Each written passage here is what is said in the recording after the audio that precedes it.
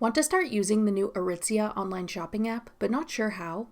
I'm Jessica, and in this video, I'll show you how to download and install the Aritzia app.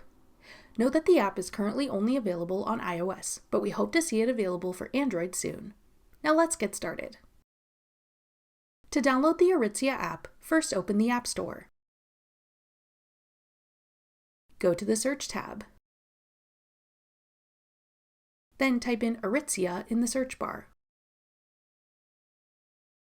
Tap Aritzia when it appears in the search results.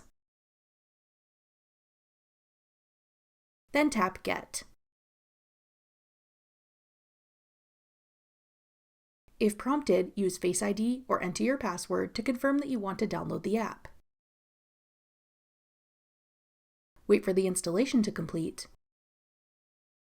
Then tap Open to start shopping on the Aritzia app. That's all it takes to download the Aritzia app. Want to try out the Sephora shopping app? Check out this tutorial next. Click the video on your screen now to watch.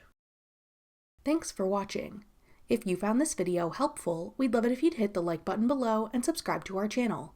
We put out great new tech tutorials like this one every day.